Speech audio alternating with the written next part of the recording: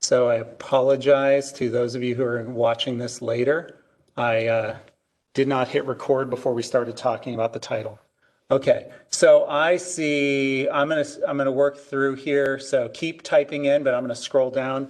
I see school. I see teaching. I see, and I'm gonna just kind of copy and paste directly from here, if I can. Okay.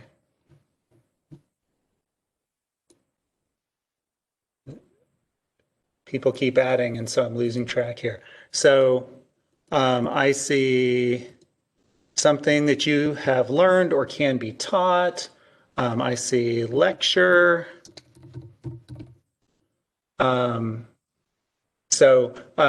Andrew. I'm thinking the moth is going to teach or be taught something. So either being taught or learning, right? And so we have teaching, and I'm going to add. And we don't know if the moth is going to be doing the teaching or receiving the teaching, right? So teaching someone a lesson is in making sure they don't do what they did again. So life lessons, good. Something that can be learned. Educate, a lot of, all right. Something that is passed down. Okay. A mistake you learn from.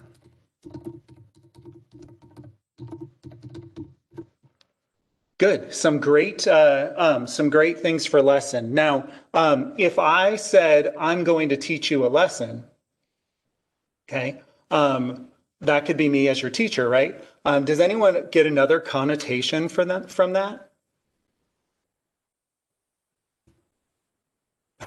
All right, good. So like a bully saying, I'm going to teach you a lesson, or you're thinking you're in trouble. So is it's possibly.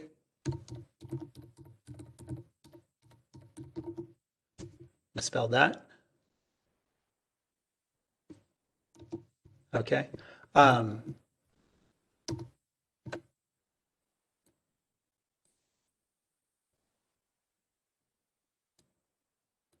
hate that. Okay, sorry. Let's see. So there are some ideas, right? All right, I think it, blending in.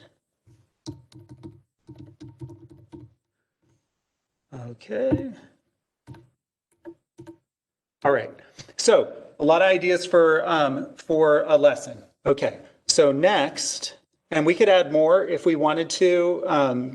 I'm just I want to make sure we don't run out of time on our typecast here. What about a moth? What do we think of when we think of a moth? Bug.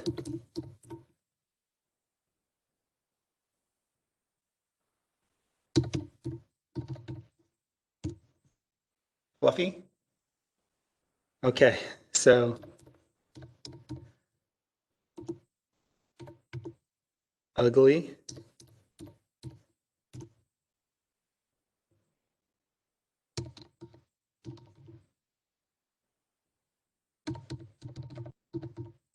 It's like annoying.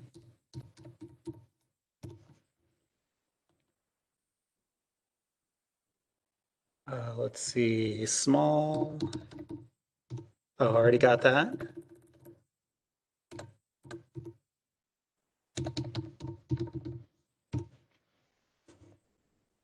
Attracted to light.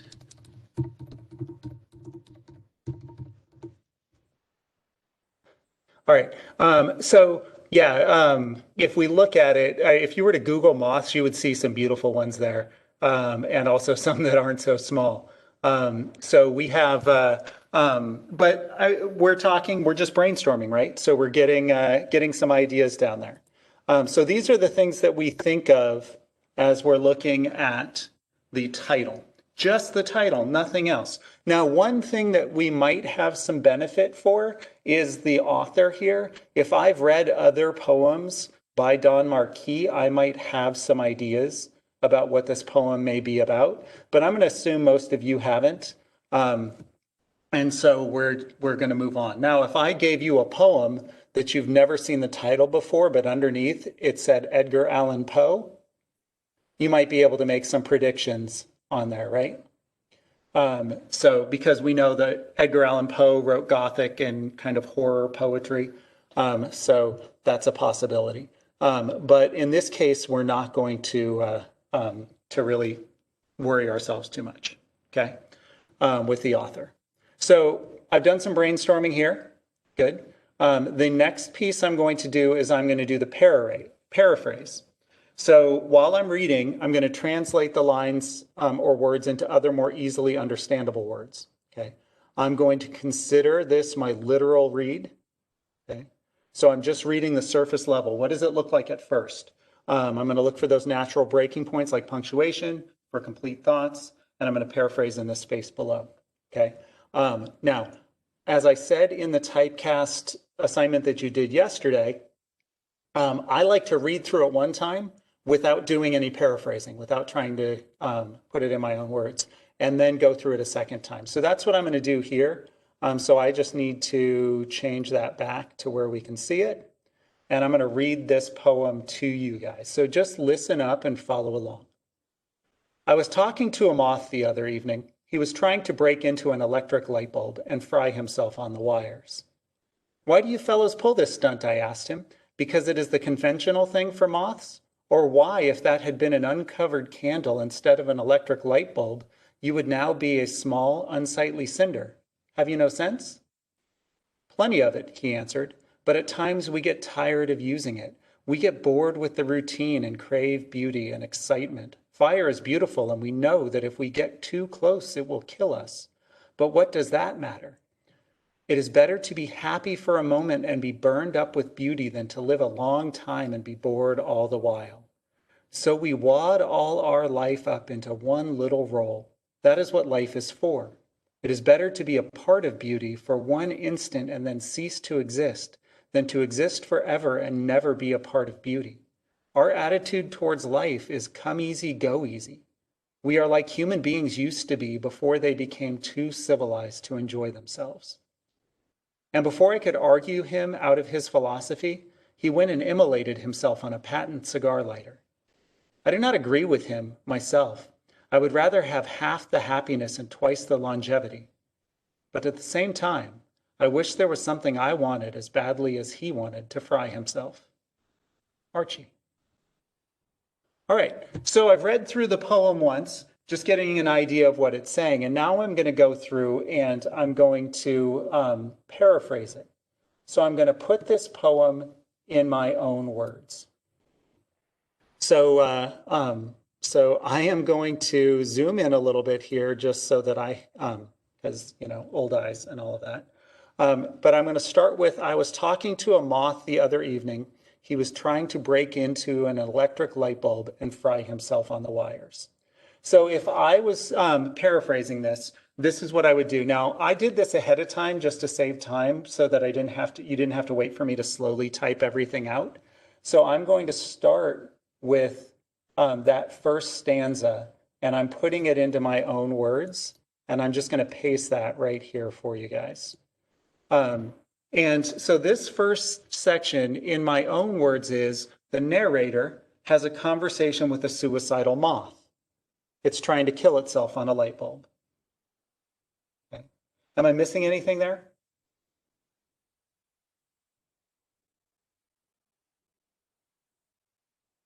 If you think this is okay, give me a thumbs up.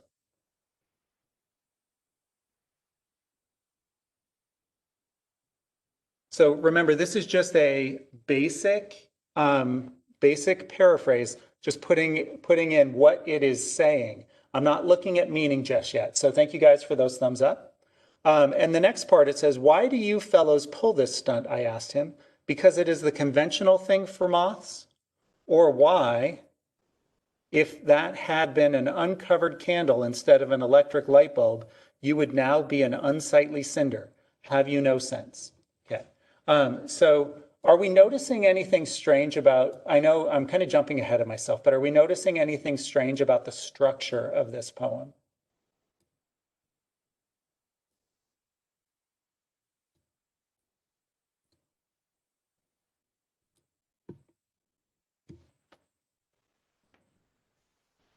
All right, as you think about that,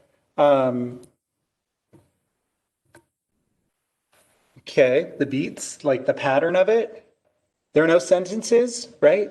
Do you see any punctuation? All right, so we're missing punctuation. There is some throughout, if I remember correctly. We'll see something in here, but actually, no. All right, so we don't have any punctuation, and so that's a little odd. We're going to come back to that, but I just want you to, and no capitals. Again, still no capitals, right? So we are, let's see. So this section, the narrator asks, and what we find out later is the narrator, what's his name?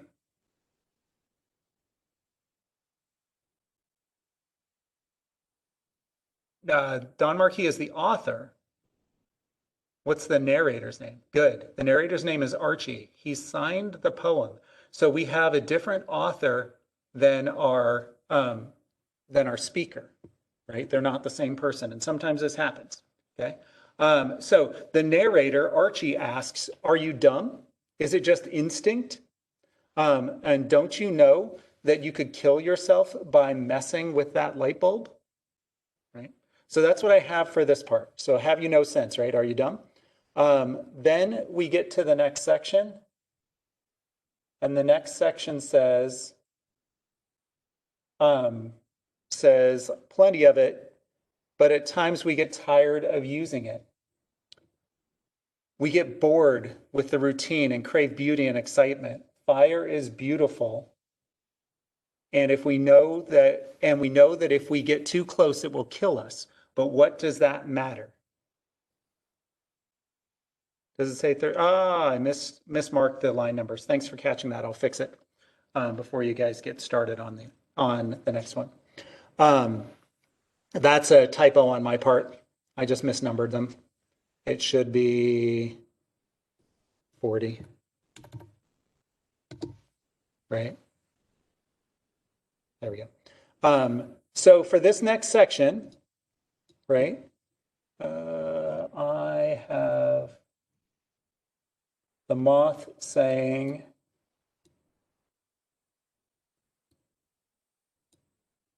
the moth says, "I know what I'm doing, but we get bored. We need excitement and beauty. Using your head is boring. We use our hearts. Risking our lives makes life worth living." Okay. And then he says, "But what does it matter? It is better to be happy for a moment and be burned up with beauty than to live a long time and be bored all the while."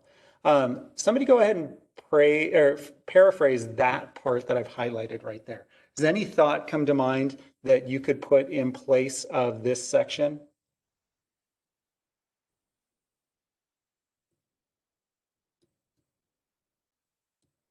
What is the moth saying there? A happy life is better than a long life? Good.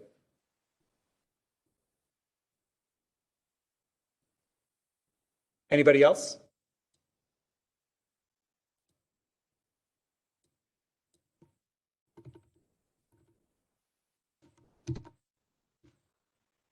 I'm here for a good time, not a long time. I like that. Okay. There is a Latin phrase that we sometimes use to express this idea. Anyone know what it is?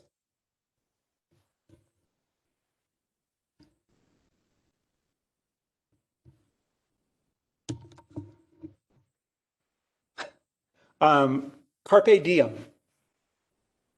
You guys familiar with that? Which in modern day translates to, Andrew, you are correct. In modern day, it translates to YOLO, right? You only live once. It drives me nuts when people say it, but that's what he's saying, right? You only live once. You better make the best of it. Carpe diem means seize the day, right? So that's what the moth is telling us, right? And then he continues, so we wad all our life up into one little roll. That's what life is for. It is better to be a part of beauty for one instance than cease to exist than to exist forever and never be a part of beauty. And And so how I translated that is right here. I'm just going to paste that in. It's better to live fast and die young than be boring, right? It's our attitude towards life is come easy, go easy. We are like human beings used to be before they became too civilized to enjoy themselves. And so I'm going to put my paraphrase right here. So, so I have paraphrased. Let's move that up one line there. Okay. So kind of going through and just paraphrasing each section as I go. Then I move on to, and before I could argue him out of his philosophy, he went and immolated himself on a patent cigar lighter. I do not agree with him myself. I would rather have half the happiness and twice the longevity. Okay. So going through these two parts, because I kind of broke that up into two. This is what I put. He killed himself before I could talk him out of it. He burned to death on a lighter. I don't agree with what he did. I would rather be less happy with a longer life. Okay. So this is our narrator's response to that. Okay.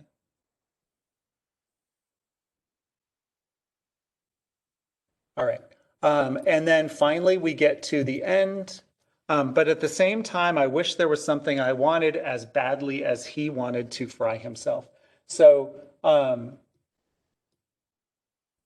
so he kind of gets it, but kind of doesn't, right? He says, I can't help feeling a little jealous. I wish I wanted something that much. I wish I had something worth dying for. But he definitely doesn't want to, burn himself up on a lighter, right? And then I just ended with this, even though it's not part of the paraphrase, I ended with this part, okay? Just this question, because I'm kind of curious. Who is Archie? Okay. And that's something that we're going to want to answer as we go through by trying to figure out this puzzle of the poem. And if you think about a poem as being a puzzle, something that the author is giving you some of the pieces for, but you've got to fill in the rest, that's going to help you to kind of analyze these poems. Okay? So that's our paraphrase. So now I'm just going to read through it. Okay? So if somebody said, hey, what's this poem about? What is it saying? Not the meaning, but the saying. Well, it's a narrator has a conversation with a suicidal moth. It's trying to kill itself on a light bulb. And the narrator asks, are you dumb or is it just instinct? Don't you know that you could kill yourself by messing with that light bulb? And the moth says, I know what I'm doing, but we get bored. We need excitement and beauty. Using your head is boring. We use our hearts. Risking our lives makes life worth living. He also says a happy life is better than a long life. YOLO. But it's better to live fast and die young than to be boring. We are like people used to be before they got dull. And then he killed himself before I could talk him out of it. He burned to death on a lighter. I don't agree with what he did. I would rather be less happy with the longer life, but I can't help feeling a little jealous. I wish I wanted something that much. And then he signed it Archie, but I don't know who Archie is. Okay. And that's my paraphrase. Okay. So next thing I need to do is I need to start now looking at the connotation. What are some things that I find in this? What is the deeper meaning? Not just what's said, the denotation, but what is the connotation? Okay, Zarina, you actually pointed out something. Maybe Archie is another bug. And then we're having a prediction here that Archie is a Black Widow. So I like where you're coming from here on Archie being another bug. And the reason why I wonder if that's the case, I actually know, and we'll talk about it at the end. But the reason why I wonder if that's the case is he says the moth says we are like human beings used to be. Okay, the moth doesn't say we are like you used to be. So he's talking to Archie and he's not referring to Archie as a human being. He's referring to human beings as this third type of thing. So we also, I wonder if a human being could talk to a moth. I mean, of course they can, but can they understand when the moth talks back? So the idea that Archie is something else is a pretty solid thought. Okay. So let's go ahead and we'll talk more about the speaker and the author in a little bit, but let's take a look at some of these devices. Now, the instructions for step 3 says after reading, extend your literal read to the figurative level. Always dig deeper and ask the question, why is this? And so in the white spaces, take notes on as many of the following literary items that you can find. And remember, the author may not use all of these. So my expectation is that you have not filled every one of these boxes. And there are some literary devices that you may find that don't fit in one of these. I put the main ones here, and then this is the place for other ones. So if you see an example of hyperbole or alliteration or something like that, you can add those into the other devices, or sound devices where you would put alliteration and rhyme and that sort of thing. Okay. All right. So what I'm going to do is I'm going to go back through the poem and look at the different examples. So I'm going to start with similes and metaphor. And the first one that I see as I go through the poem is, and I might miss some, but I see this: we wad all our life up into one little roll. Okay. So they're comparing their life to a wadded up roll, right? What is wadded up into a little roll that's eventually lit on fire?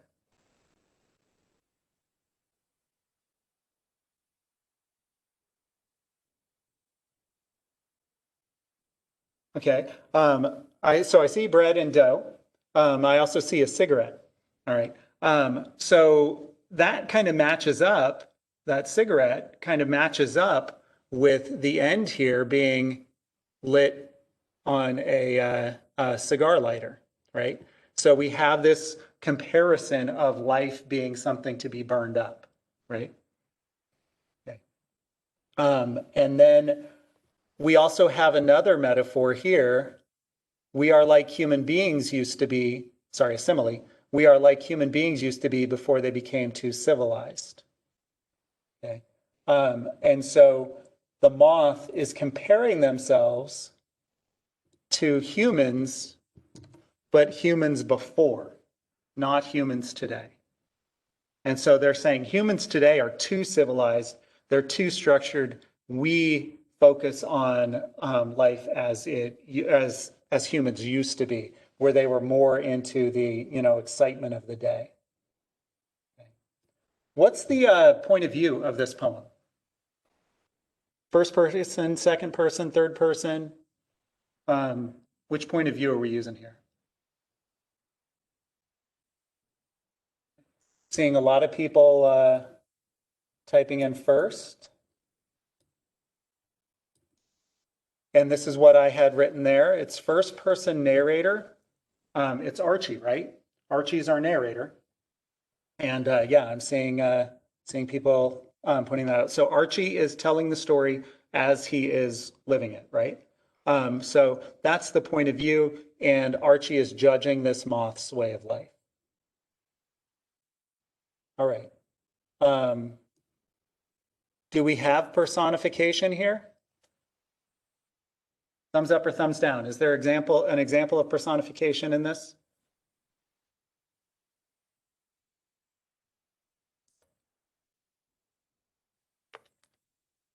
All right, I'm seeing some thumbs up. Good. Yes.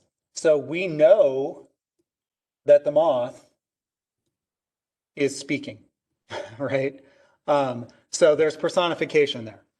Okay. Now Archie, maybe, right? Maybe Archie is a person, but we're not sure. Okay. Is he a human being? I don't know. Okay. But we know that moths can't talk. Since this moth is talking, that's an example of personification. All right. Moving over, and I know I'm kind of rushing through this. but I just want to show you kind of how we do this. Diction is where this poem really shines. Because we've got Archie, who is not using proper punctuation, right? But his vocabulary is like through the roof. Okay. I'm seeing, rather than saying burn, I'm seeing him use the word fry. Okay. Rather than saying, let's see, you pull this stunt. You know, why are you doing that? Why are you pulling this stunt? Okay. I see conventional rather than the word expected. I see unsightly as opposed to ugly. I see cinder, right? Unsightly cinder. Ooh, I'm going to copy that down because I want to add that somewhere else. Don't mind me. We'll get to this in just a second. So unsightly cinder, right? I see cinder instead of ashes. I see crave instead of want or need. I see immolated. Does anyone know what the word immolated means? Can somebody tell me what immolated means?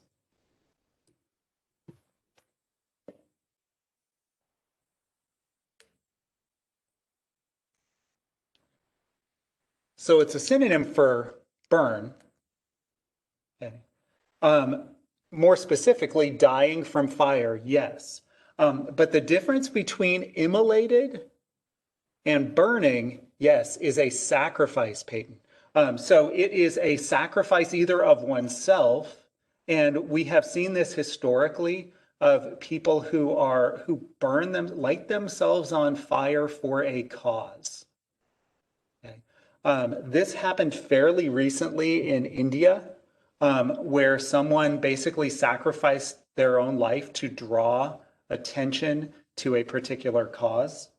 And then, but it happened quite a bit during the Vietnam era. And then it's historically it's happened a lot. Yeah, there was a monk that did it in the Vietnam era. There's an image of him sitting in the street burning. So this is a more of a like a political, social, or let's see, religious burning, right? So there's some real meaning to that word, right? So we see immolated, we see patent. Now, patent is kind of odd, a patent cigar lighter, because I know what patent leather is, but I don't know what a patent cigar lighter is. And maybe it's a brand name or something, I'm not sure. So we see the word civilized, we see beauty, excitement, longevity, philosophy.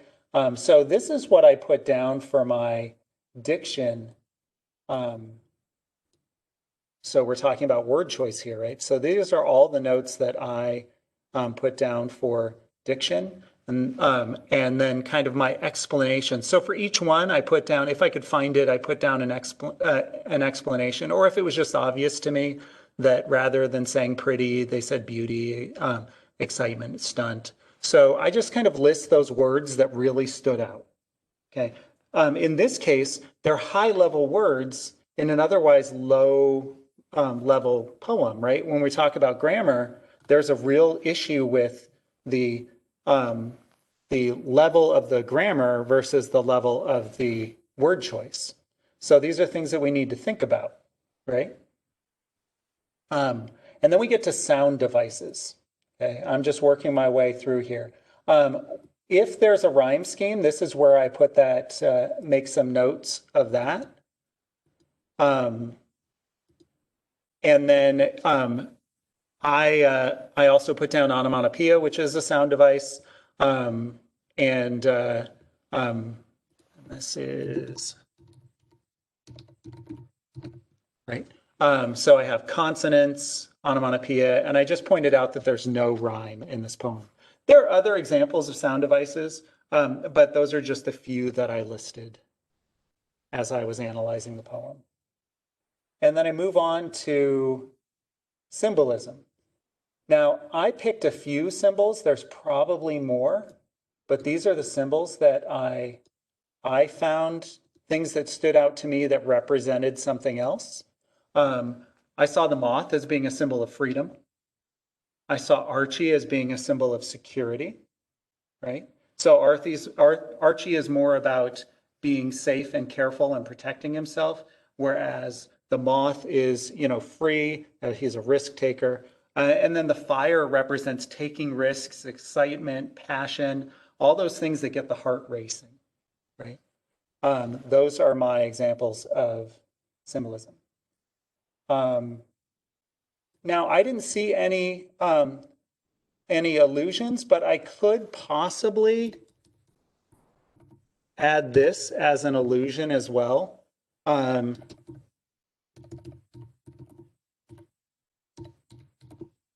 Referencing historical, like the ones that we talked about, the monk that immolated himself, that sort of thing. It's a possibility. I wouldn't argue with a student who left this blank, and I definitely wouldn't argue somebody who added something to it. Then I move over to 5 sense imagery, those sight, sound, smell, taste, touch. And what I listed there for mine was fry, right? Because to me, fry is a sound. Like I hear the sizzle, right? But it's also that, that sense of touch, that burning, right? It's something you see when you see something kind of go up in this puff, right? And something that you hear. I also put the patent cigar lighter because I think of it as gleaming, like shining, because that word patent is referencing that hard glossy leather, right? That's what patent leather is. But what is a patent lighter? Maybe it's something that's shining and gleaming. And then, are there any other devices? And for this poem, I didn't list any others.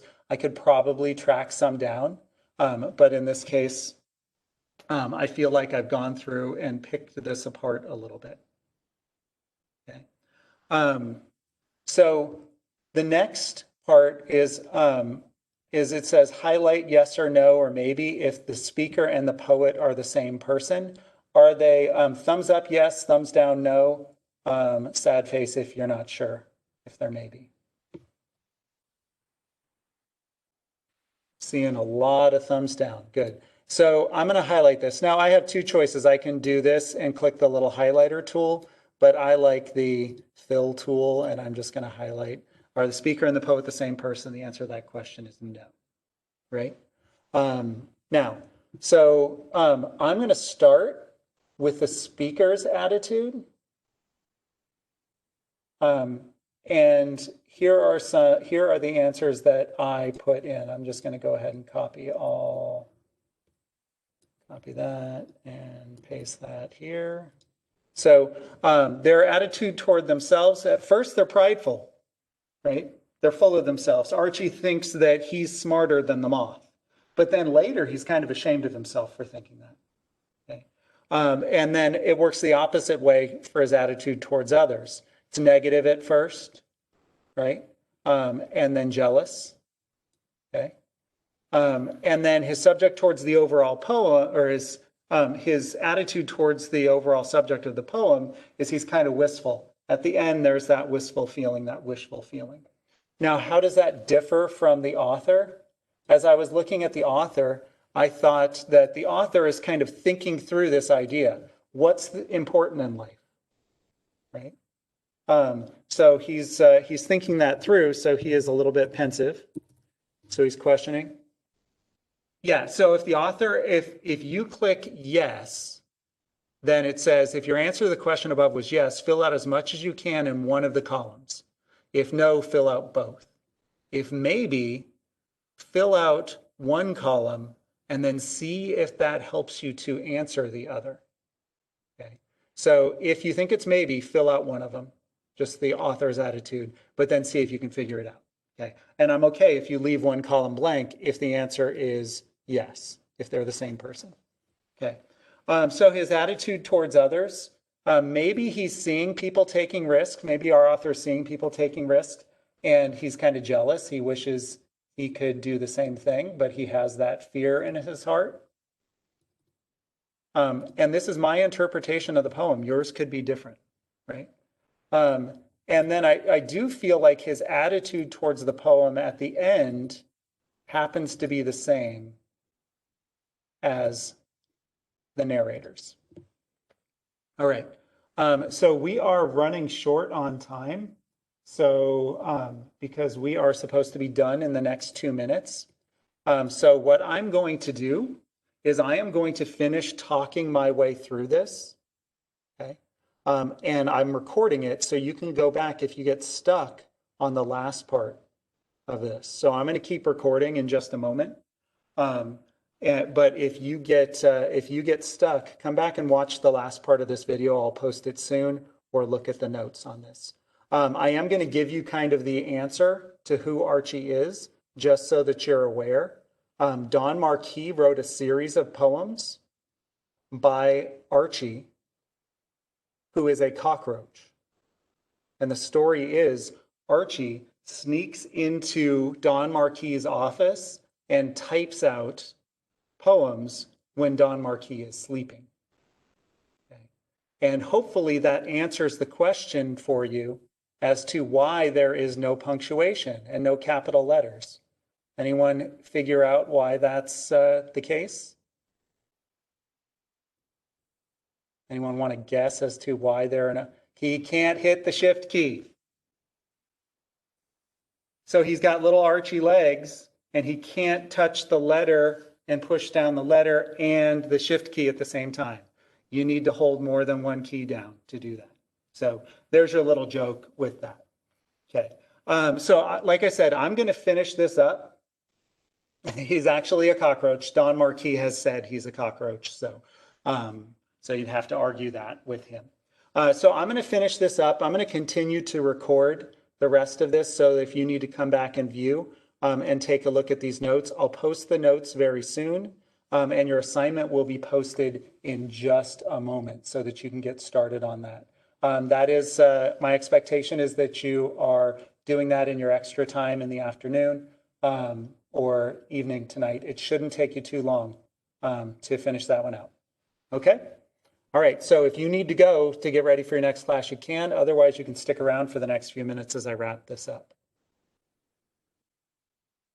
All right, so moving on to the shifts, here is what I have for my notes on shifts. I'm taking note of changes in setting, keywords, punctuation, stanza and line breaks, that sort of thing. So this is a poem that starts with 2 short stanzas. Sorry, it starts with a short, ends with a short. There are 2 medium stanzas and then 1 long stanza. Okay, so it goes short, medium, long, medium, short. So that causes some sort of a pattern to appear. I also see a shift in mood from questioning, arrogant, and judgy to jealous.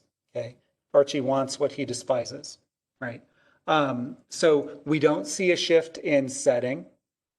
We don't see a shift in keywords or punctuation. There's actually no punctuation at all. And we don't see a change in stanza or line break or length or ironic statements. Okay. So at that point, I've kind of looked through the whole poem. I'm starting to get a meaning for this poem, right? I'm starting to understand the idea, but I do want to go back and look at the title. And for the title, I'm going to just fill in what I know it means now, since I didn't know what it meant before. Okay, that Archie tries to teach a lesson, but ends up learning one. Okay, and it is a lesson on how to view life. And so I wrap it up by writing out my aspects of theme into 1 sentence for each theme. So I start by doing bullet points, right? And then I'm going to take those bullet points and write out a sentence. So this is a comment on the quality of life. It's following the rules makes life dull and meaningless. So that's a full sentence, right? That's a lesson that I can put right there for a theme. All right. So I put it in a full statement. It's a lesson. It's something that you can learn. Following the rules makes life dull and meaningless. Okay. And so that is one possible theme. Now, everybody's is going to be a little bit different. Everybody's typecast is going to be a little bit different because this is the conversation that we have with Don Marquis about the poem overall. Okay. But your job is to fill in and analyze the poem so that at the end you can tell me in a short sentence what's the purpose of the poem, what's the reason. All right, so that's how we're going to work through our typecast. I am going to stop recording and post the rest of your assignment, and you're going to work through another poem called The Quiet World.